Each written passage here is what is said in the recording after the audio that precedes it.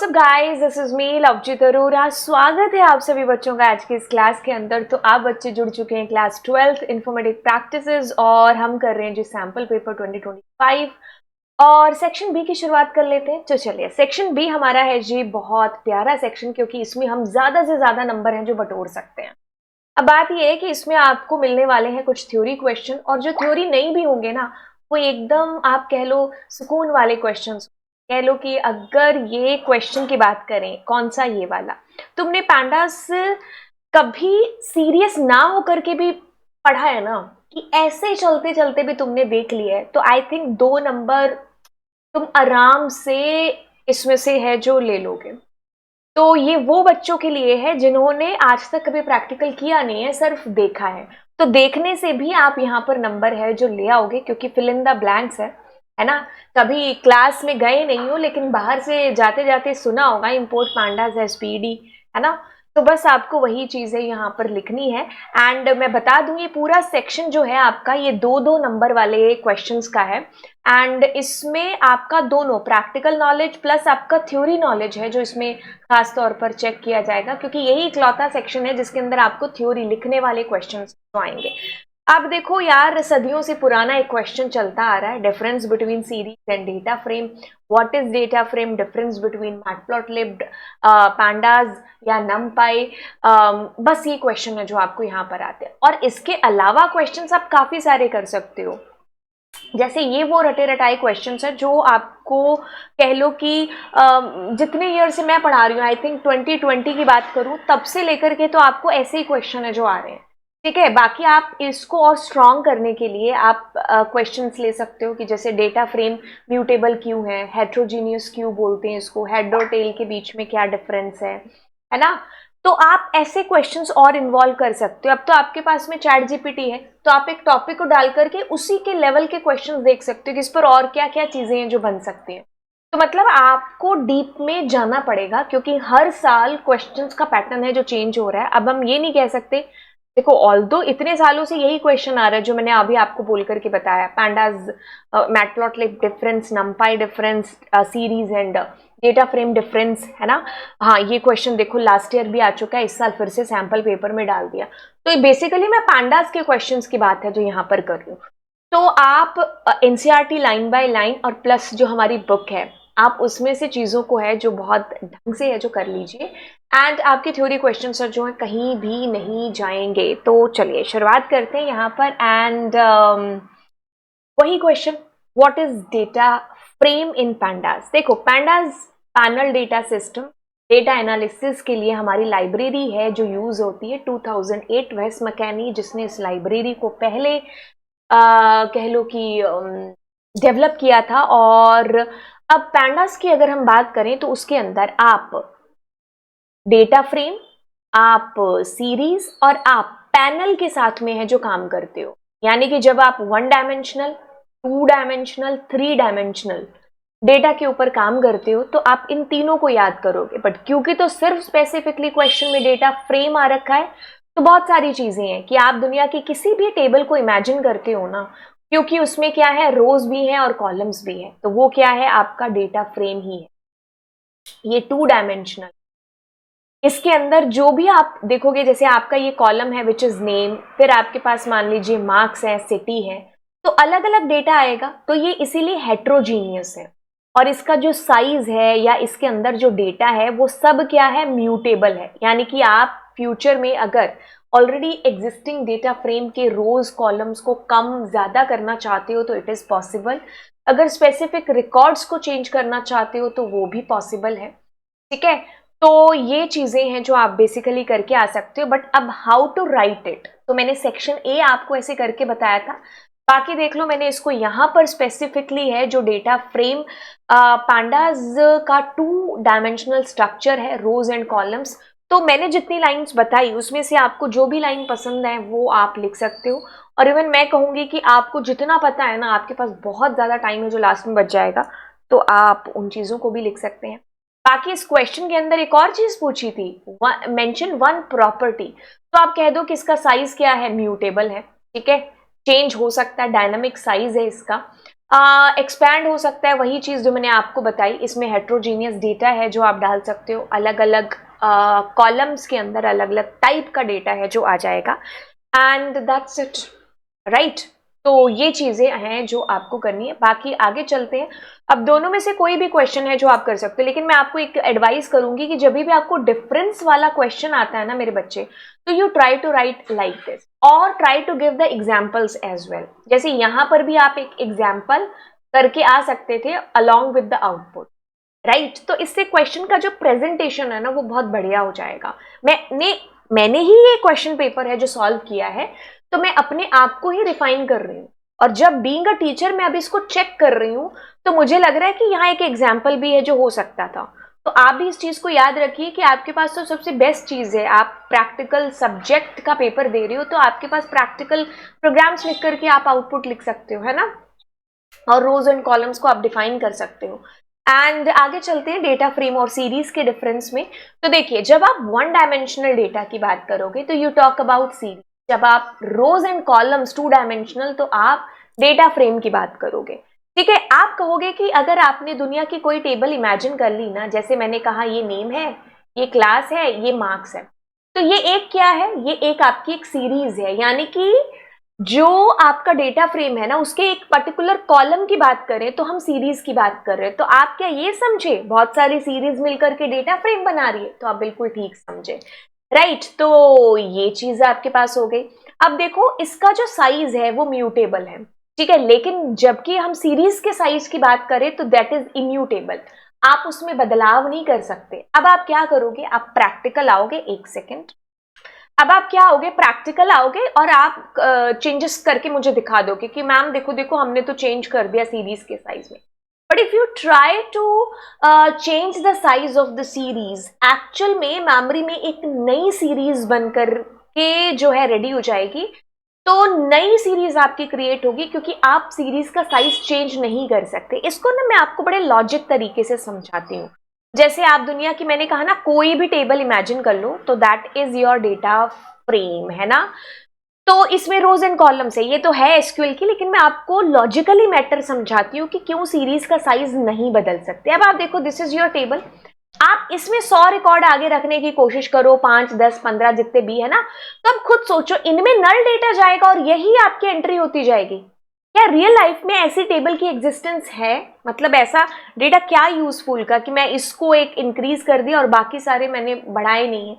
और वैसे भी लिस्ट ऑफ म्यूट डिक्शनरी वगैरह में तो आपको फिर भी अलाउ कर दे, बट बाकी और जगह पर नहीं करेगा अगर आप और क्रिएशन करोगे तो।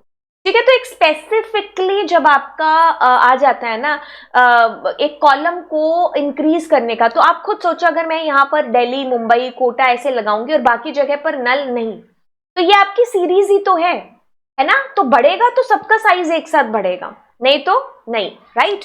तो सीरीज का जो साइज है वो इम्यूटेबल है, आप ट्राई करोगे तो आपको एक नई मेमोरी में सीरीज है जो क्रिएट हो जाएगी। बाकी जब आप डेटा फ्रेम के एक पर्टिकुलर कॉलम के अंदर आप इंक्रीमेंट करने की कोशिश करते हो तो आपको एरर आएगी। ये आपने काफी बार चीज है जो देखी है। और एक कॉलम अगर हम कहें डेटा फ्रेम का तो वो एक सीरीज ही होती है। तो यहाँ एक लॉजिक यहाँ पर मैंने आपको बिठा दिया, बाकी आप प्रैक्टिकल करके मुझे कितनी भी चीजों से एक्सप्लेन करते रहो। जो फैक्ट है कि इट्स साइज इज इम्यूटेबल, तो साइज इज इम्यूटेबल। बात को आगे बढ़ाते हैं और यहाँ पर देखिए आपको इन्होंने क्या किया है। इन्होंने मतलब मैंने आपको क्या करके बताया, एक एग्जाम्पल, आप भी करिए एग्जाम्पल। सिंगल कॉलम आपका क्रिएट हो चुका है, ऑल्दो जब भी सीरीज डिस्प्ले होती है तो कॉलम ऊपर डिस्प्ले नहीं होता है, ठीक है, क्योंकि जरूरत ही नहीं होती। अगर वो कॉलम हो गया तो वो एक डीएफ डेटा फ्रेम बन जाएगा। तो यहाँ पर आपका रोज एंड कॉलम्स डिस्प्ले हो जाएगी, and although you can display the outputs as well.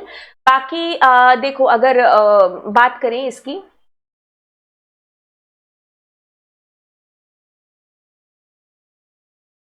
सिर्फ डिफरेंसेस की, है ना, कहाँ गए हम लोग, यहाँ थे, है ना। हाँ, तो अगर हम कहें तो हमारी सीरीज अगर हम वन शॉट में देखें तो it's a one dimensional, it's a two dimensional, it's size is immutable and it's size is mutable. But इसकी वैल्यूज म्यूटेबल है, इसकी भी वैल्यूज म्यूटेबल है, ठीक है। और अगर हम बात करें तो ये एक सिंगल कॉलम है हमारे डेटा फ्रेम का, और ये तो रोज एंड कॉलम्स का कॉम्बिनेशन है ही। ठीक है, तो आप यहाँ से भी है जो चीज़ें रेडी कर सकते हो कि भाई ये 1 डायमेंशनल है, ये ऐसे है, ये रोज एंड कॉलम्स है, ये सिंगल कॉलम है, ये 2 डायमेंशनल है, ये 1 डायमेंशनल है, इसमें रोज एंड कॉलम्स, मतलब उसी चीज को ना घुमा फिरा के लिखा है। कई बार होता है ना, आप लोग कैसे उसको ऐसे, मतलब एक ही चीज पता होती है तो आप हर तरफ से वही लाइन लगा लगा के लिखते हो, वही चीज यहाँ पर है ना। तो एक ही चीज है, बाकी एग्जाम्पल आपने कर दिया, बाकी आप यहाँ पर एक्सेस रोज बता सकते हो, यहाँ पर हम कॉलम्स को भी एक्सेस कर सकते हैं। ठीक है, एंड आगे चल करके आप इसमें, हाँ एक ये चीज कि आपके पास यहाँ पर होमोजीनियस आएगा डेटा आपके पास में, अगर हम डेटा फ्रेम, अगर हम सीरीज की बात करेंगे, तो अगर हम डेटा फ्रेम की बात करेंगे तो हमारे पास हेट्रोजीनियस है जो डेटा आएगा बेसिकली। यानी कि इसको भी आप लॉजिकली देखो कैसे, सपोज कि आप एग्जाम्पल लेते हो, कहा कि दुनिया के किसी भी टेबल का, तो if this is your table you can see here, यहाँ पर क्या है, डेट है, यहाँ पर न्यूमेरिकल है, यहाँ पर स्ट्रिंग है, तो ये क्या है, हेट्रोजीनियस है। बट अगर आप एक पर्टिकुलर कॉलम की बात करोगे तो उसमें सारा सेम ही टाइप का आएगा ना, मैं इसमें 30 तो नहीं डाल सकती अब, है ना, तो वो क्या है आपका होमोजीनियस है, इसीलिए आप इस टाइप को भी यहाँ मेंशन करके आ सकते हैं। बाकी multiple rows and multiple columns है, बट यहाँ पर सिंगल कॉलम ही है जो मेमोरी में होता है, जो कि आपको डिस्प्ले कतई नहीं होता है। यूज्ड फॉर टेबुलर, ठीक है, एंड यहाँ पर time series data as an array with labels, ये एक कॉलम की तरह रिप्रेजेंट होगा आपके डेटा फ्रेम का। और बस इतनी सी बात हो गई रात। चलिए फिर भी हम पढ़ाई करेंगे, है ना।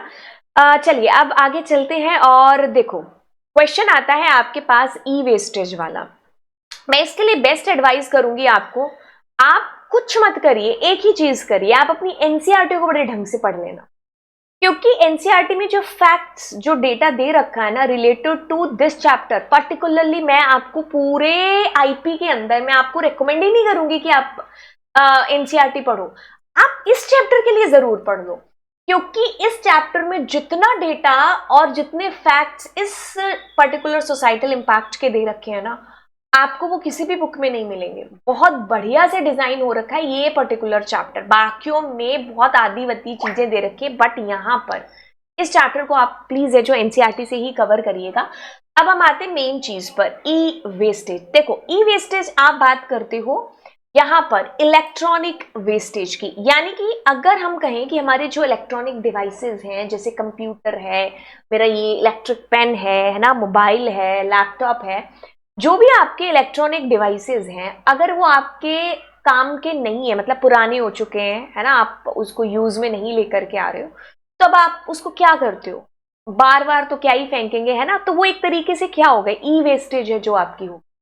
ठीक है, अब आप मतलब आपको अभी वो यूज में नहीं है, तो आप उसको के ऑप्शंस देखते हो कि अब मैं और इसका क्या कर सकता हूँ, या तो आप ये सोचते हो कि मैं इसके पार्ट्स निकाल करके कहीं सेल कर देता हूँ, या मैं किसी छोटे भाई बहन को या रिश्तेदार को दे देता हूँ, या दान में तो करते हो आप, दान है तो दान में किसी को दे देता हूँ, है ना। और कोई बहुत ही पुराना हो जाए या ऐसा ही हो जाए तो आपको फेंकना ही पड़ जाए, तो आप फेंकने के बारे में भी सोचते हो। फिर कई महारथी होंगे, कहते होंगे यार मैं धरती में दबा देता हूँ, है ना, मिट्टी में दबा देता हूँ, कोई पानी वानी में फेंकने की, तो ये क्या है, एक तरीके से ई वेस्टेज है। ठीक है, अब इसके जो बेस्ट ऑप्शन थे वो वही थे जो मैंने पहले बताए थे, कि आप किसी की हेल्प कर दो, किसी छोटे भाई बहन को दे दो, है ना, किसी बाहर वाले किसी की हेल्प नहीं कर सकते तो अपने घर में किसी को दे दो, रिश्तेदार को दे दो, जिसको जो नीडफुल है। आप अगर कॉलेज में चले गए, आपको लगता है कि अब ये लैपटॉप ये फोन नहीं है, तो आप पुराना किसी को दे सकते हो, है ना। तो yes, E wastage is discarded, जो आप कर चुके हो इलेक्ट्रॉनिक डिवाइसेस जैसे कंप्यूटर, मोबाइल, टीवी एक्सेट्रा, जो आपके यूज में नहीं है, वो ही ई वेस्टेज है। ठीक है, आप कहो कि मैं जब इस चैप्टर को सच में, अगर मैं एक फैक्ट की बात करूं ना, तो इस चैप्टर को जब मैंने पढ़ाना शुरू किया, मुझे भी एक्चुअल में तब पता चला कि ये भी एक टर्म होती है ई वेस्टेज नाम की। उससे पहले रियली मैंने कभी इस टर्म के बारे में सुना भी नहीं था, और कभी किसी ने सुनाया भी होगा ना तो शायद गौर ही नहीं किया था। लेकिन जब ये चैप्टर खुद से पढ़ाने में आया और मैंने एक्चुअल में जाकर के इसको गूगल पर सर्च किया, तो आप यकीन नहीं मानोगे, तो मुझे मतलब ऐसा फील हुआ कि यार इससे बड़ी प्रॉब्लम आने वाले टाइम में कुछ और हो ही नहीं सकती है ना। हम ही लोग हैं जो आगे, जो आप लोग हैं उनको इस चीज के बारे में अवेयर करा सकते हैं कि भाई ये सही नहीं है ना। तो इस पर हमें अभी स्टॉपेज जो लगाना पड़ेगा। ये दी बेस्ट टॉपिक कहेंगे जो आपके एनसीईआरटी के अंदर है, जो सीबीएसई ने आपके करिकुलम में ऐड किया है। ये दी बेस्ट चैप्टर है। आप इस चैप्टर को सीरियसली पढ़ोगे तो यू गेट टू नो कि हम कितना बर्बाद कर रहे हैं हमारी अर्थ को। और ये जो पीरियड है ना, आप कह लो 90-70s, जब से टेक्नोलॉजी आई है तब से हम लोगों ने बहुत ज्यादा वर्स्ट कंडीशन कर दी हमारी अर्थ की। इतना तो हमारे जो पूर्वज थे, हमें उनको थैंक यू बोलना चाहिए, जिन्होंने हमारे लिए इतनी चीजें बचा करके रखी। लेकिन अब हम उसको इतना गंदा कर रहे हैं, इतना हम मतलब वर्स्ट एकदम होता है ना, उस कंडीशन तक हमने पहुंचा दिया है।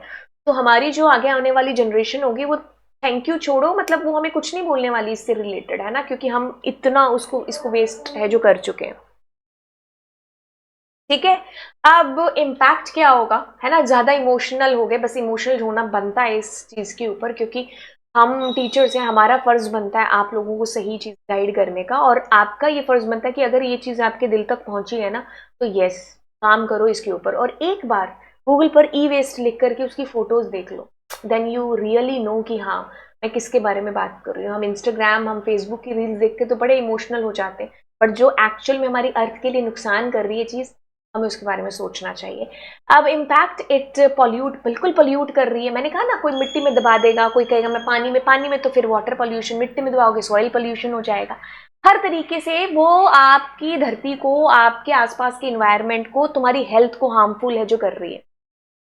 ठीक है, तो इसमें जो लेड है, मरकरी है, ये सब जो भी इसके अंदर के मटेरियल हैं वो बड़े ही जानलेवा हैं। तो इट्स बेस्ट, बेटर कि आप उसको जब तक है चलाओ, और जब तक नहीं है तो आप उसके पार्ट्स सेल कर सकते हो, आप उससे कोई घर का डेकोरेटिव सामान बना लो यार, है ना, उसको इस तरीके से आप जो है रीयूज, रेड्यूज, रिसाइकिल, है ना, तो ये प्रोसेस आपको पता है, तो आप उसको रीयूज ऐसे ला सकते हो, है ना। जैसे हम देखते हैं कि लोग न्यूज़पेपर से ये वॉल हैंगिंग और ये सब बना लेते हैं, है ना, कटे फटे जो डब्बे होते हैं उनसे कुछ कुछ पेन स्टैंड तो हम भी ऐसी क्रिएटिव चीजें कर सकते हैं। ठीक है, तो किसी को दे दो, है ना। तो ये है आपका पूरा ई वेस्टेज वाला। इसमें बहुत सारे फैक्ट्स दे रखे हैं आपकी एनसीईआरटी के अंदर, तो उनको जरूर है जो आप पढ़िएगा। बाकी आगे चलते हैं।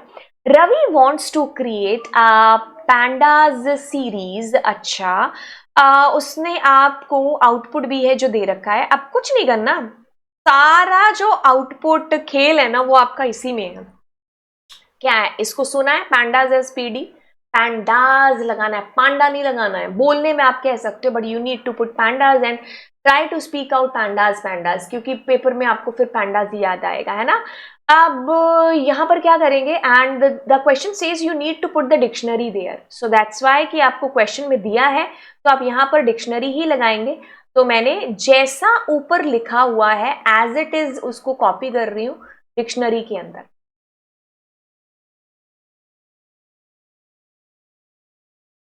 28, मैं भी देखो 31 लिख रही हूँ, है ना, देन मैं दूसरा वाला लिख रही हूँ 1।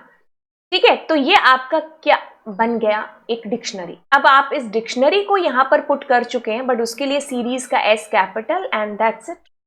तो आपके पास कितने नंबर बनेंगे, 1 2 3, 3 ही नंबर का था, बट इसमें 4 आते हैं, ये शायद उसने गलती से लिख दिया होगा, बट ठीक है, तो आपको आधा नंबर फ्री का मिल जाएगा, दैट्स इट।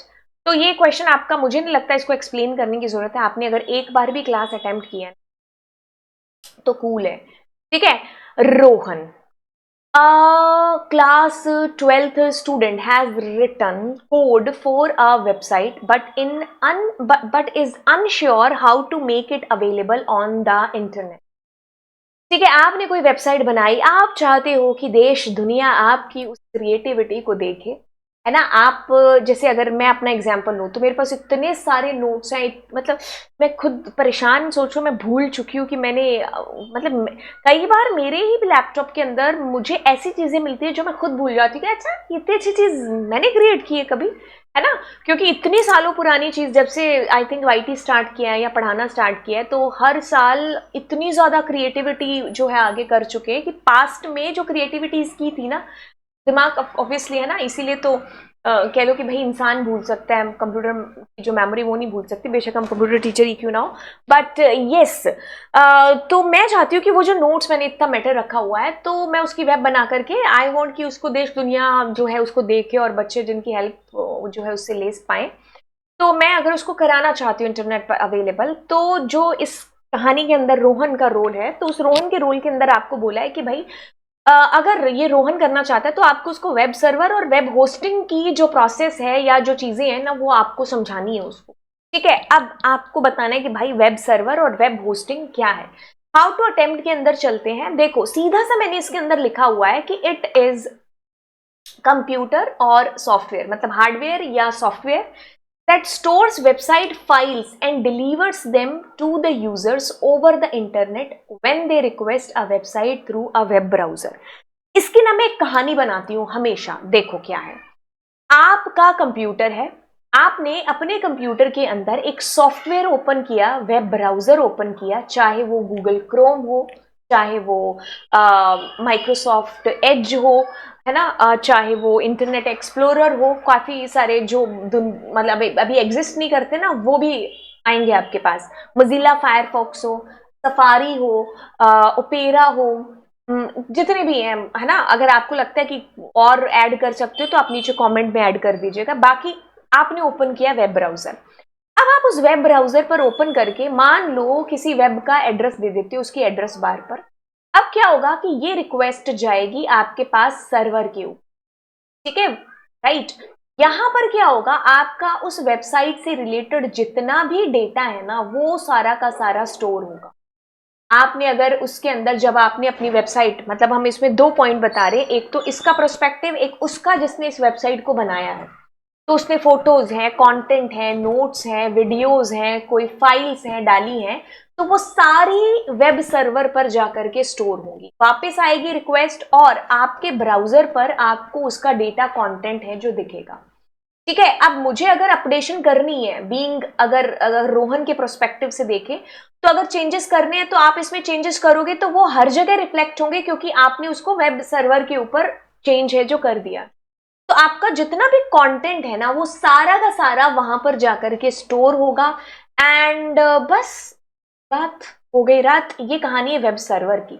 लेकिन अब इसमें वेब होस्टिंग यहां पर है जो कब आ जाती है। देखो वेब होस्टिंग आपके पास क्या है, कुछ भी नहीं, ये क्या है, सर्विस है। मैं चाहती हूं कि देश दुनिया मेरी जो बनी हुई वेबसाइट है, मेरा जो बना हुआ कंटेंट है, उसको ऑनलाइन देखे।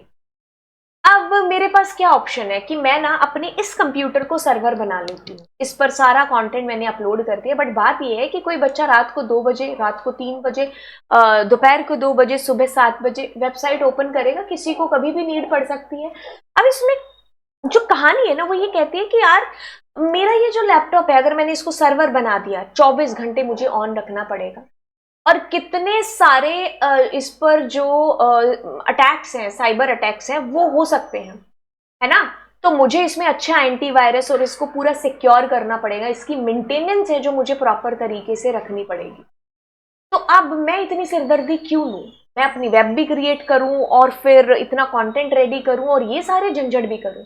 तो हम क्या करते हैं, हम ना ऐसी जो कंपनीज हैं जो ये सर्विसेज प्रोवाइड कराती हैं वेब होस्ट कराने की, हम उनके पास जाते हैं, उनको पैसे देते हैं और कहते हैं कि भाई हमारा जो वेबसाइट कंटेंट है वो आप अपने वेब सर्वर पर डाल दो और इसको होस्ट कर दो।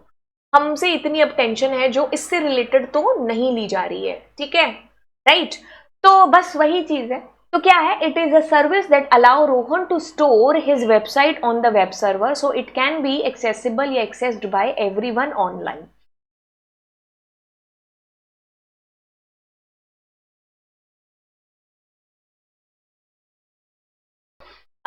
Using its web address URL on the internet. अब दोनों कहानी इसको आप रिलेट करो कि अगर आप अपने कंप्यूटर को ऑन करते हो और अपनी किसी वेब ब्राउजर को ऑन किया एंड आपने इसके एड्रेस बार पर उस वेबसाइट का URL लिखा, वो वेब सर्वर पर गई और आपका कंटेंट लिख करके आई। अब डिस्प्ले हो रहा है, जो कंटेंट आ रहा है वो यहीं से आ रहा है क्योंकि that is stored somewhere, somewhere मतलब वेब सर्वर पर स्टोर था।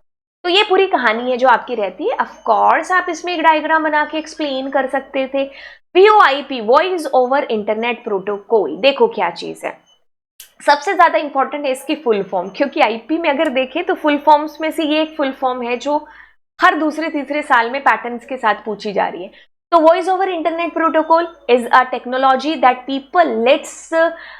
Let's people make voice calls using internet instead of telephony lines. अगर आप इंटरनेट पर व्हाट्सएप यूज कर रहे हो, आप स्काइप यूज कर रहे हो, जहां पर आप कॉल्स कर रहे हो, आवाज जा रही है ना एक जगह से दूसरी जगह, आपके दोस्त सुन रहे हैं ना आपकी बातें, आप फोन पर बात कर रहे हो, इस पर व्हाट्सएप पर बात कर रहे हो, आप स्काइप पर बात कर रहे हो, तो वही क्या है, किसके थ्रू हो रहा है, इस प्रोटोकॉल के थ्रू हो रहा है जिसका नाम है वॉइस ओवर इंटरनेट प्रोटोकॉल।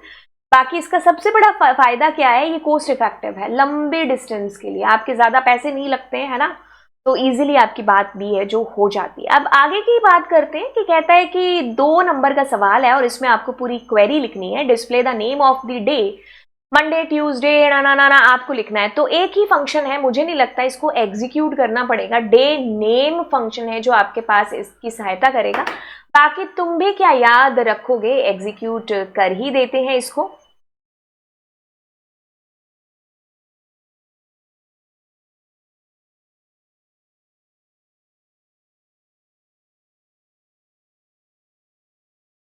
ठीक है, तो अब इसमें हम इस कहानी को लेकर के आते हैं जो इसने दे रखी है।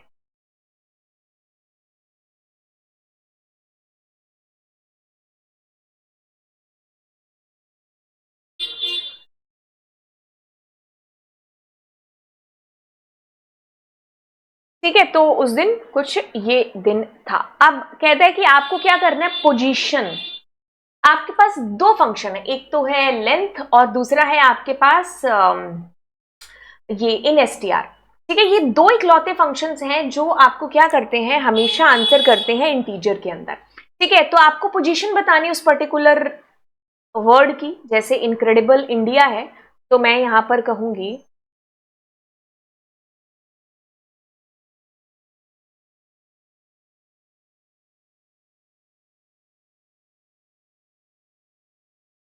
ठीक है,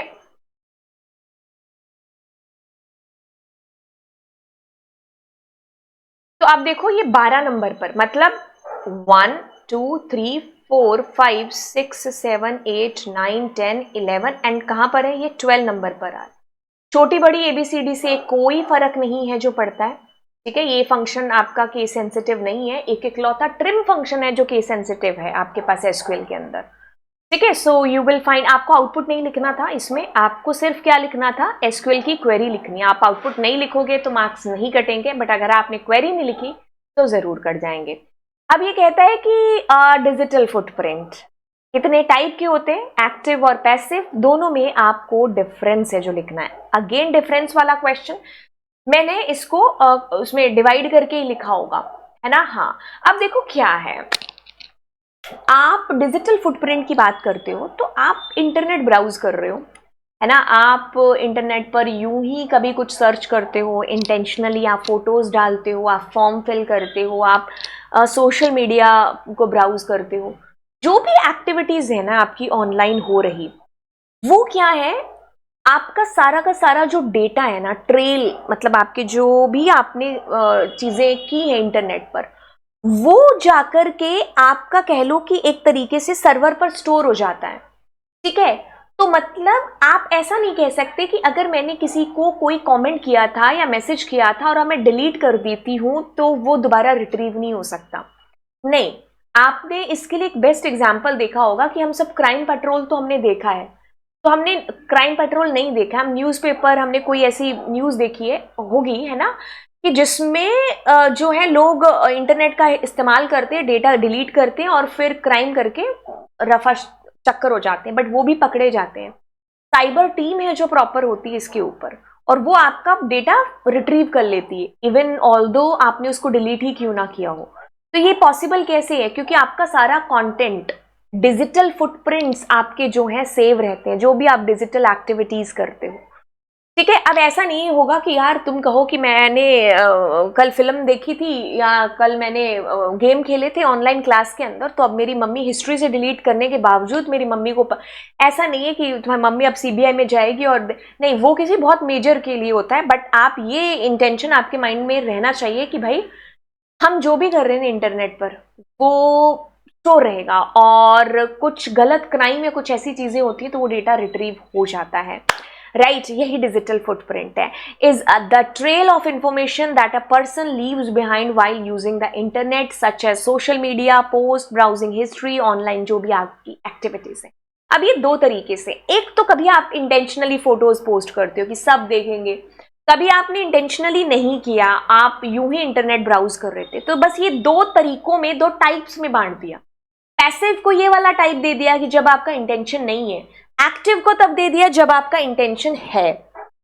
ठीक है, सो information intentionally shared on the user, shared by the user online, that is active. और जैसे फोटोज आपने कुछ कमेंट लिख दिया बिकॉज यू नो कि आप कोई एक्ट कर रहे हो, वो जाकर के परफॉर्म होगा इंटरनेट पर। ठीक है, तो दैट इज इंटेंशनली कौन सा, एक्टिव। बट आप यूं ही सर्व कर रहे हो इंटरनेट को, है ना। तो information collected about users without their direct action, कोई डायरेक्ट एक्शन नहीं हो रहा है बट ब्राउज किया जा रहा है ना। उसकी कुकीज वगैरह ट्रैक हो रही हैं, उसमें सेव हो रहा है। आप किसी नई वेबसाइट को ओपन कर रहे हो तो कुकीज ड्रॉप हो रही है ना। तो ये सब क्या है, पैसिव डिजिटल फुटप्रिंट्स के अंदर आता है। तो किसी भी तरीके से आप इंटरनेट पर कोई भी एक्टिविटीज करते हैं, वो जाकर के आपकी कह लो कि भाई स्टोर होगी, मतलब आपने जो भी किया है ना इंटरनेट पर वो कभी भी डिलीट नहीं होगा। तो इसीलिए किसी को कमेंट करना है, मैसेज करना है तो सोच समझ कर करिएगा। अच्छा, अब आते हैं अगली चीज पर।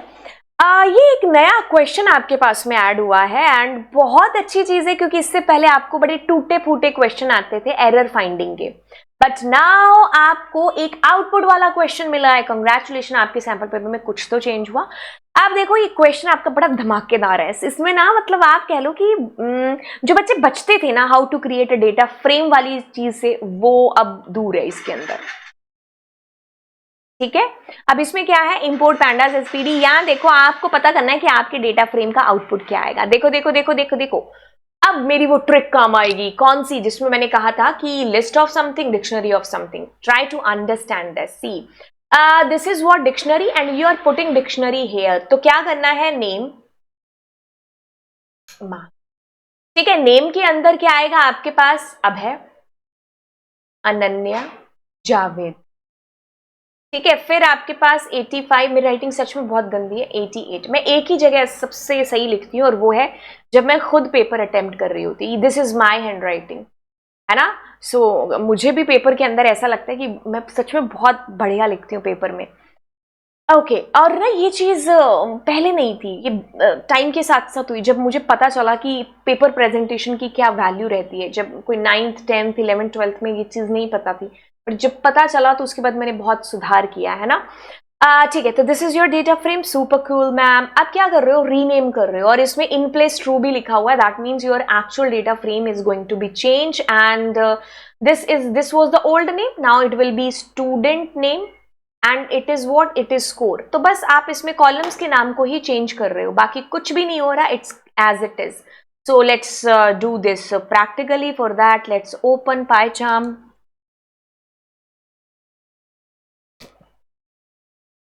ठीक है, so like this it's coming and new names हैं जो आपके बेसिकली आ रहे हैं। तो हमने भी 85, 92 एंड जावेद एंड हाँ, ये रोज के नाम भी लगा देना, 0 1 2। Let's move to the next वाला question. Next question is again the same dictionary of series. So what to do?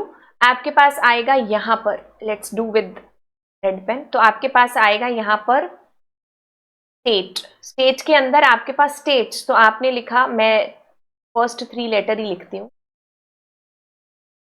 ठीक है, उसके बाद आपने लिखा capital.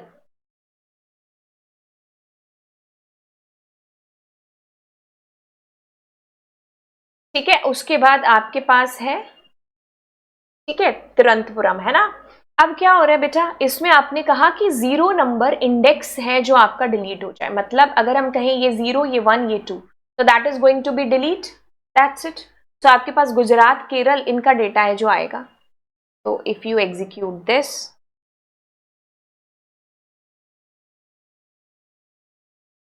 ठीक है, so like this it's coming, right. तो ये चीज आपकी हो गई। Let's move to the next, that is section number C, जिसको हम लोग बिल्कुल अपनी अगली क्लास के अंदर करने वाले हैं। थैंक यू सो मच और bye bye all, do subscribe the channel and that's it.